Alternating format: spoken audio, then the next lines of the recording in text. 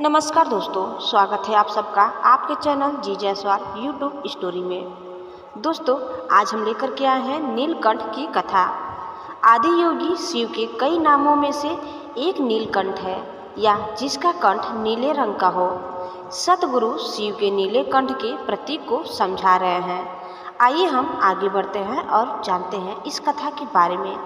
लेकिन दोस्तों, आगे बढ़ने से पहले आप इस चैनल में नए हैं तो प्लीज़ इसे सब्सक्राइब कर लें। वीडियो को अंत तक देखिए। हमारा यह वीडियो आपको कैसा लगा कमेंट बॉक्स में ज़रूर बताइए। आइए हम आगे बढ़ते हैं और जानते हैं नीलकंठ की कथा। यौगिक परंपरा में एक कहानी है।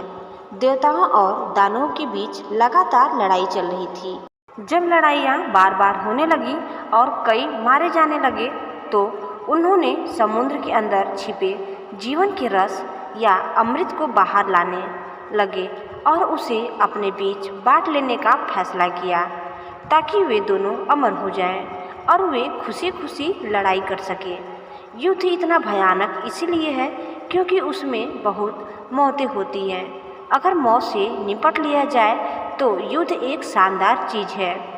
उन्होंने आपस में हाथ मिलाते हुए समुद्र का मंथन करने का फैसला किया। कहानी यह है कि उन्होंने मेरू नामक एक पर्वत चोटी को बाहर निकाला और समुद्र को मथने के लिए एक विशाल सांप को रस्सी की तरह इस्तेमाल किया। जब उन्होंने मंथन शुरू किया तो अमृत या जीवन रस की बजाय समुद्र की गहराई से एक घातक जहर निकला। उसे हलाहल कहते हैं। यह घातक जहर बहुत ज़्यादा मात्रा में था।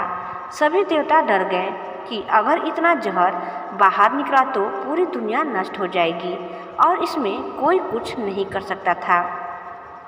हमेशा की तरह जब कोई भी कुछ करने को तैयार नहीं था तो उन्हें लगा कि शिव ही इसके लिए सही होंगे।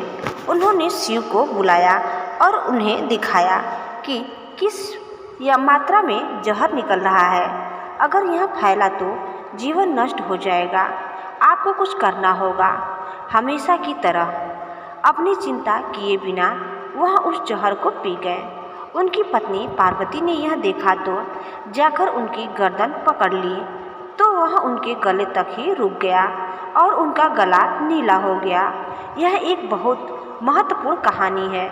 यह हर इंसान के लिए सच है। अगर आप किसी इंसान की गहराई में जाए तो सिर्फ एक चीज़ होती है, लगातार बढ़ता जीवन। अगर वे अपनी पहचान उससे जोड़ लेते हैं तो उनका मन और भावनाएं भी उसी तरह काम करेंगी। लेकिन अगर आप सहती तौर पर उन्हें छूते हैं तो यह एक स्त्री है, यह एक पुरुष है, यह एक अमेरिकी है, यह एक भारतीय है और ऐसी कई सारी चीज़ें हैं। यह भेदभाव जहर है। जब उन्होंने सतह पर मंथन किया तो दुनिया का जहर बाहर आया। हर कोई उस जहर से भाग रहा था क्योंकि कोई भी जहर को छूना नहीं चाहता था। शिव ने दुनिया का जहर पी लिया और वह उनके गले पर ही रुक गया। अगर वह अंदर चला जाता तो उनके अंदर जहर भर जाता, लेकिन वह उनके गले पर ही रुक गया ताकि वह जब चाहे उसे बाहर थूक सके। अगर वह आपके गले में हो तो आप उसे थूक सकते हैं। अगर वह आपके शरीर में घुस जाए तो आप उसे बाहर नहीं निकाल सकते। फिलहाल आपकी राष्ट्रीयता, जेंडर, परिवार, जेनेटिक पहचाने, नस्ली पहचाने, धर्म आपके गले तक नहीं रुके हैं। वो आपके शरीर की हर कोशिका तक पहुंच गए हैं। उसे मथकर ऊपर लाने की ज़रूरत है ताकि आप उसे बाहर थूक सकें और यहाँ सिर्फ जीवन के एक अंश के रूप में जी सकें। यही शिव के नीलकंठ होने का प्रतीक है।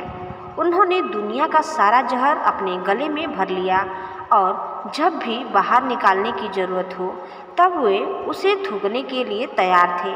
अगर वह उनके शरीर में चला जाता फिर उसे बाहर निकालने का कोई तरीका नहीं होता। सारी आध्यात्मिक प्रक्रिया एक तरह से मंथन की प्रक्रिया है ताकि आपके सभी पक्षपात उभर आएँ और एक दिन हम आपको उसे थूकने के लिए कह सके।